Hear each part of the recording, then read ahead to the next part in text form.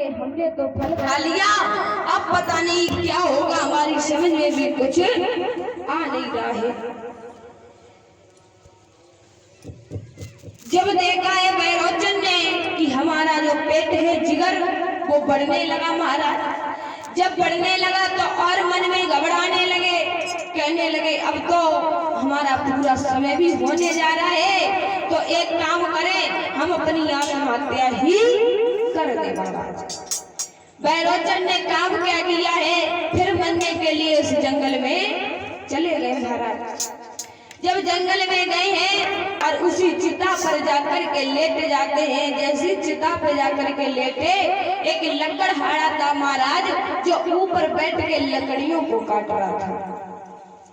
जब लकड़ियों को काट रहा था तो एक लकड़ी आई है और बैरोचन के पेट पे जाकर के जब गिरी तो बैरोचन का पेट भी फट जाता है महाराज। जब पेट फट जाता है तो उसमें सुंदर बालक का जन्म होता है। जब सुंदर बालक का जन्म हुआ, इधर महात्मा लोग जो हैं आए हैं और देखा है कि बैरोचन ने मरते मरते एक पुत्र को जन्म दिया। बड़े मगन हुए, बड़े खुशी के साथ में उनका दाह संस्कार करने के बाद में बैरोचन के जो पुत्र थे, क्योंकि महात्मा के दिए हुए प्रसाद से उनका जन्म हुआ था, तो इसीलिए महात्मा लोगों ने उनका नाम रख दिया बलि। जब नाम रख दिया है तो भक्तों अब नियम बन गया है उस बेटे का। क्या नियम बना?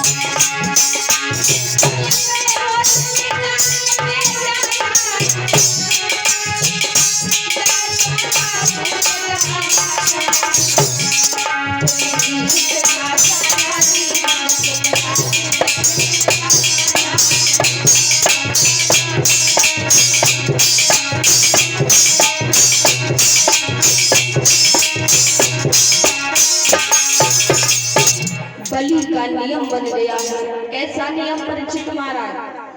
पूजा पाठ करने लगे, यज्ञ करने लगे, भगवान की सेवा करने लगे।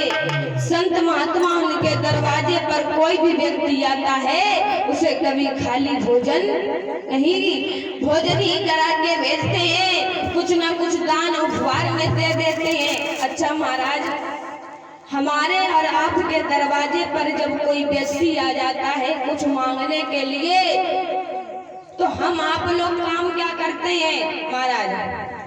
काम क्या करते हैं? कहते हैं अरे जब बाबा आए ढोंगी है। ऐसा बिल्कुल नहीं है महाराज। आपका श्रद्धा है, आपका भाव है, आप अपना दान कर दो और वो कुछ भी करे जाके, वो कुछ भी करे जाके, उससे आपको मतलब नहीं है।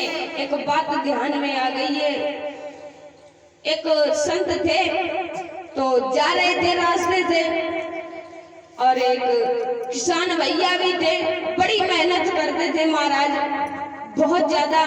मात्र उनकी धर्म पत्नी जो थी, इतनी गरीबी का हाल था, उनके घर में 4 रोटियां बनती थी महाराज। रोज का नियम था 4 रोटियां बनती थी, 2 रोटियां उनकी पत्नी के लिए तो 2 रोटियां उनके पति के लिए, क्योंकि इतनी गरीबी जो थी महाराज।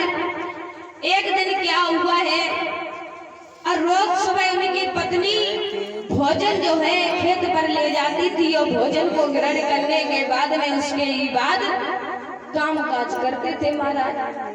संत जो है उसी रास्ते से गुजर रहे थे, तो एक दिन भोजन कर रहे थे वो, जैसी भोजन खोलने का समय हुआ समय हुआ तो संत को देखा और कहने लगे, हे महाराज आइए, आसन को ग्रहण कर लिए। उस किसान भैया ने संत को बड़े अच्छे से आसन दिया और आसन पर बैठवाया है, आसन पर बैठाल के और कहने लगे, महाराज हमारे पास ज्यादा कुछ तो नहीं है, लेकिन ये 4 रोटियां जरूर हैं, 2 आप खा लो तो 2 हम खा लेंगे महाराज। और उसी रास्ते से एक सेठ गुजर रहे थे जो बड़े पैसे वाले थे महाराज। आजकल पैसा वालों को बड़ो घमंड होते महाराज हैं, और जे नहीं पता जो घमंड पता नहीं कितने दिन तक चले हैं। आज है पैसा, कल नहीं है, आज हमें आज और कल तुम नहीं महाराज। काय को पैसन को घमंड करो। पहले तो यही होता था महाराज, पैसों की कीमत कम और इंसानों की कीमत ज्यादा। और अब क्या हो रहा है, इस समय की बात बताएं। इस समय की बात ये है, पैसों की कीमत ज्यादा और इंसान की कीमत कम हो रही है। इधर क्या हुआ, सेठ उसी रास्ते से गुजरे तो देखा है कि महात्मा जी बैठे हुए हैं और भागते हुए गए महात्मा जी के पास में। देखा है कि सूखी रोटी का भोजन ग्रहण कर रहे हैं महाराज। तो सेठ जी ने कहा, महाराज आप ये क्या कर रहे हो, इस किसान की रोटियां मत खाओ, तुम ये सूखी रोटी है इसे मत खाओ। कहने लगे, बेटा तुम हमें मना क्यों कर रहे हो, भोजन ग्रहण करने से मना क्यों कर रहे हो। कहने लगे, महाराज आप चलो मेरे महलों में, आपको हम सुंदर सुंदर रसगुल्ले खिलाएंगे, सुंदर सुंदर भोजन का ग्रहण कराएंगे। ये सूखी रोटी खाने से तुम्हारा क्या होगा महाराज, 2 रोटियां खा लोगे। ये किसान रोज गुड़गाएगा कि मैंने संत को रोटी खिला दी, संत को रोटियां खिला दी। आप चलो मेरे पास में भोजन ग्रहण करो जल्दी। कहने लगे, बेटा तुम्हें अभी बुद्धि नहीं है। कहने लगे, क्यों महाराज, पहले अपना भोजन लेकर के आओ जो हमें खिलाना चाहते हो। अपना समझने की बात है परीक्षित महाराज, अपना भोजन लेकर के आओ। सेठ भागते हुए गया और अपने भोजन को 26 प्रकार का भोजन थाली में सजा करके लाया और संत के सामने रख दिया जाकर के। जब रख दिया महाराज, इधर 2 सूखी रोटियां रखी हैं तो इधर 26 प्रकार का भोजन रखा हुआ है। अब महाराज 2 पूड़ियां उस सेठ जी की सामने हाथ में ली संत जी ने, और 2 रोटियां जो थी महाराज इस हाथ से ले ली, और दोनों दो रोटियां जो थी पहले नचोड़ी महाराज, तो उसमें दूध निकला महाराज, घी निकला, अच्छे प्रकार के शब्द निकले हैं। और जो 2 पूड़ियां थी महाराज वही जब दबाई तो उसमें खून की धारा बहने लगी महाराज। जब खून की धारा बहने लगी, अब कहने लगे, महाराज ये क्या हुआ, सूखी रोटी में दूध बह रहा है और पूड़ियों में खून की धारा कैसे बह रही है। तो कहने लगे, बेटा यही तो तुम्हें मालूम नहीं है। कहने लगे, क्यों महाराज। अरे इसने मेहनत का खाना हमें खवा रहा है और तुमने कंजूसी करके, इंसान का अपहरण करके, इंसान के कष्ट दे करके ये तुमने भोजन को तैयार किया, ये तुमने महलों को तैयार किया। इससे तुम्हारा लाभ होने वाला नहीं है। जो हम आप लोग श्रद्धा भाव से भगवान की भक्ति करते हैं और मेहनत का खाते हैं तो मेहनत का रंग भी दिखाते हैं। और देखो अगर वो भी आज मेहनत करते सेठ साहब जी तो उनकी भी पूड़ियों से दूध निकलता बल्कि खून नहीं निकलता। महाराज बोलिए गोविंद भगवान की, गुरुदेव भगवान की। इधर जब देखा है बलि का नियम बन गया है, पूजा पाठ करना, यज्ञ करना, सत्संग करना, भगवान की भक्ति करना जब नियम बना है तो इधर इंद्र को मालूम हुआ है, इधर बलि ने काम क्या किया है महाराज, 99 यज्ञ जो है पूरे करने की कोशिश की है, 100वें यज्ञ की तैयारी करने लगे हैं। तो इंद्र को मालूम हुआ कि अगर बलि ने पूरा 100वां यज्ञ तैयार कर लिया, 100वें यज्ञ की तैयारी कर ली, तो हम आप लोग क्या करेंगे, बड़े संकट में आ जाएंगे। भागते हुए इंद्र गया विष्णु जी के पास में, भागते हुए गया और कहने लगा महाराज, हाँ ये क्या हो रहा है तुम्हें नहीं पता? क्या हो रहा है? वो इनको बलि नहीं, वो देखो 100वें यज्ञ की तैयारी करने लगा। 100वें यज्ञ की, हाँ वो 100वें यज्ञ की तैयारी कर रहा है और हम आप लोग क्या करेंगे अगर 100वां यज्ञ पूरा हो गया? तो कहने लगे बेटा तुम्हें नहीं पता, हम कुछ कर भी तो नहीं सकते। कहने लगे क्या? गंगा की बहती धारा,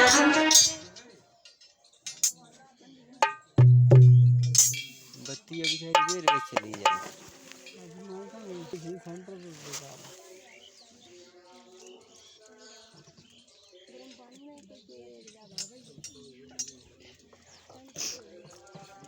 बबरिया क्या? बबरिया किल्ली खाओ कर। बबरिया 1:09। 1:09। बबरिया किल्ली खाओ कर।